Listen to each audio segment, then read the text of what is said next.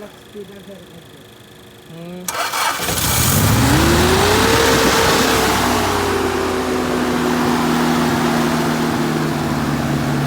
Unang andar, unang andar.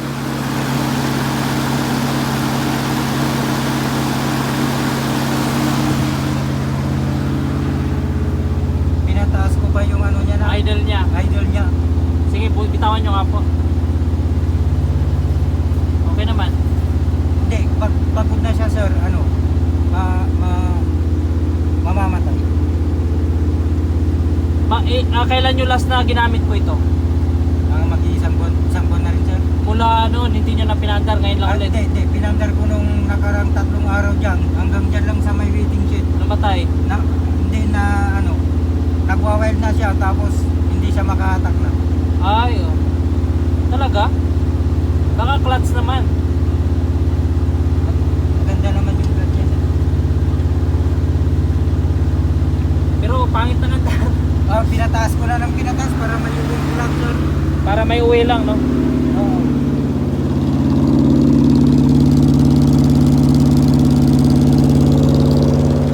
Try nga nating pababaan. Kasi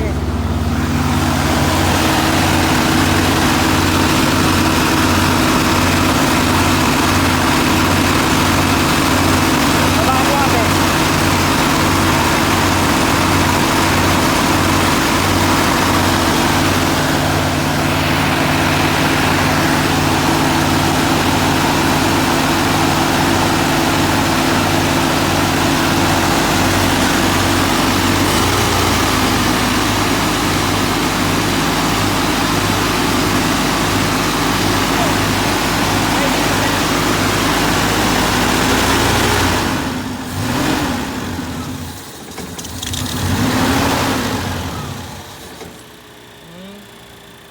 Sige, ano? Patayin nyo po yung susi. Ayan yung problema niya mga kaibigan, napakataas ng idle. Tapos tinakbo lang daw ni sir nung ginamit niya 3 days ago. Tumakbo lang ng ilang, umabot na 1 kilometro po. Hindi, wala. Tapos namatay na. Tapos yun, inuwi dito, tinakasan ng idle para may uwi lang. So check natin kung anong magawa natin dito. Nakita nyo naman na napakataas ng idle para hindi lang mamatay. So tingnan natin kung ma-normalize natin, may bigay natin sa kanya yung tamang minor. Owner type Jeep, Toyota 4K engine. Shout out kay sir. At siya yung may-ari nito. Ang ganda ng owner. Kasi yung andar niya hindi maganda. Okay naman. Maganda yung kanyang distributor. Kaso naputol na yung lock. Check natin kung hindi ba siya stuck up ang kanyang mechanical. Good, very nice yung kanyang play. So hindi stuck up. Tono ang gagawin natin dito.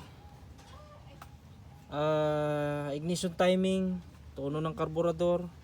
Iko-correct din natin yung kanyang vacuum lines para umayos, gumanda. Kung kaya natin, no? Shout out sa ating kasama.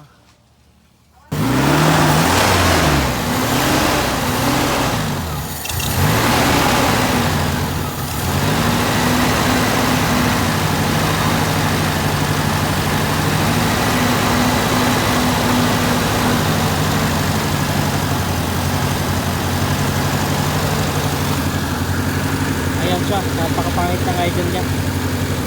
Magalaw. Actually walang minor talaga eh, wala siyang minor.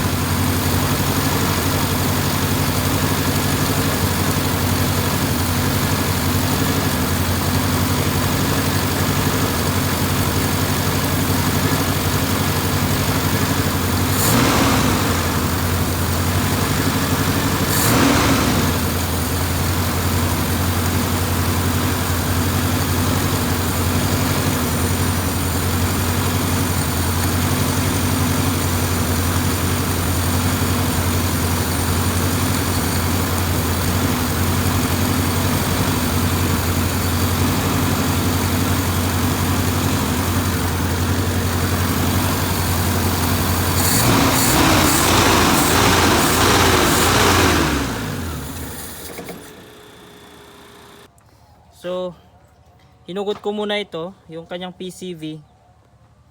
Linisan ko tapos kabit natin, saka tayo magtotono. Talagang napakapalyado nung makina.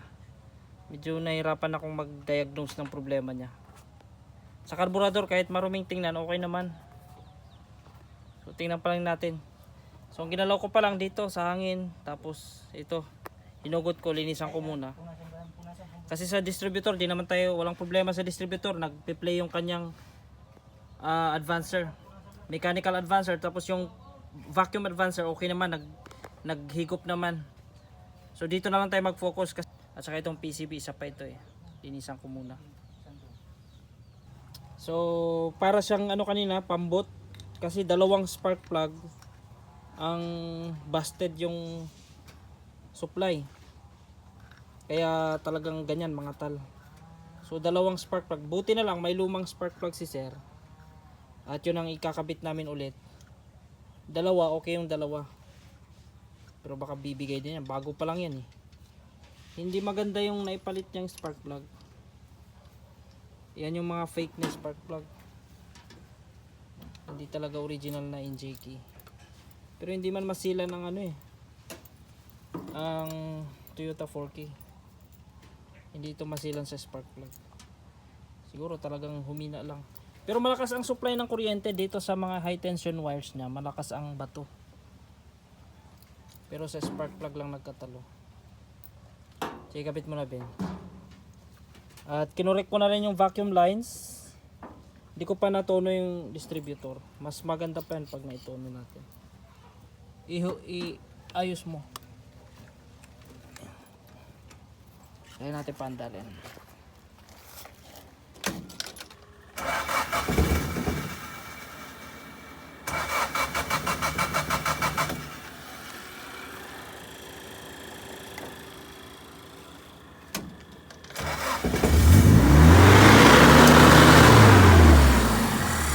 Ayan na, mag-wild na siya.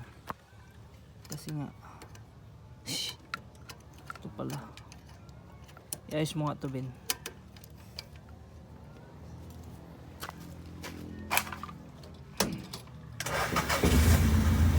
Yan.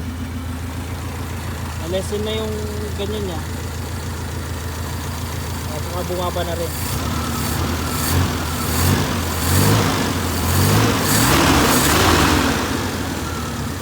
Isa pa napalitin dyan mga kaibigan, yung kanyang engine support. Talagang losyang na. Madali na lang yun. Ituturo ko na lang sir kung paano magpalit. Ituturo ko na lang sa kanya. At least yan, nakuha na natin yung idle niya. Maganda na yung supply. Nilinis ko rin yung PCB. Isa rin yan na dahilan na hindi mahirap panda rin. Stack up yung PCB.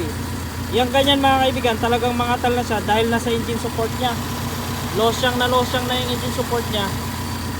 Pero nakita nyo naman, narinig nyo yung andar. Much better na siya kaysa kanina. Pero tutono ko pa yan, hindi pa yan yung pulido. Tuno ko lang yung distributor niya, ignition timing.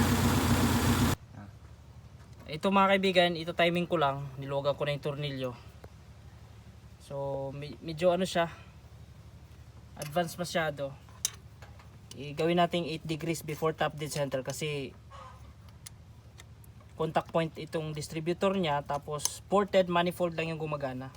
Ito lang yung gumagana, hindi siya yung dalawa ang vacuum niya, yung vacuum advancer. Ported lang. So ang lagay natin 8 degrees before top dead center. Sige, pandalin mo Ben. Okay, start.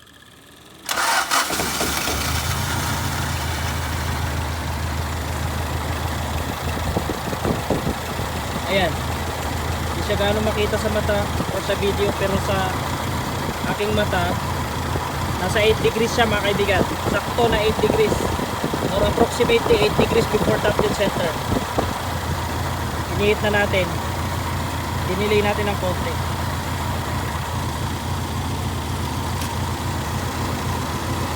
Saka ko siya ikitan. Then,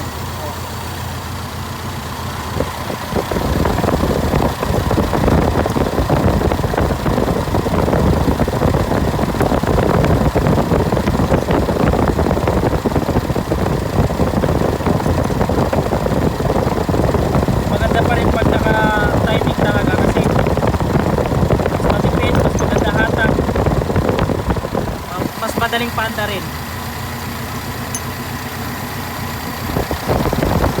Yan.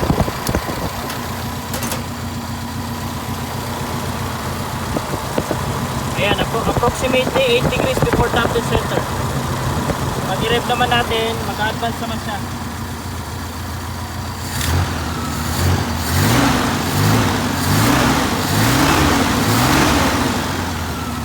Okay, nag-advance siya. Approximately nasa 25 to 30 degrees before top dead center pag nag-rev tayo. At isang palatandaan yan, na gumagana yung ported vacuum. Pag gumalaw yon, kasi nga ito yung circuit brand kasi may ganyan siya. Napapansin nyo yun. I-rev mo nga, Ben. Pag gumalaw yung puti, ibig sabihin nag-advance pag nag-rev. Sige. Yun. Okay. Gumagana yung kanyang ported vacuum advancer. Siyempre, pati yung mechanical, kasi nga na-check naman natin yung distributor.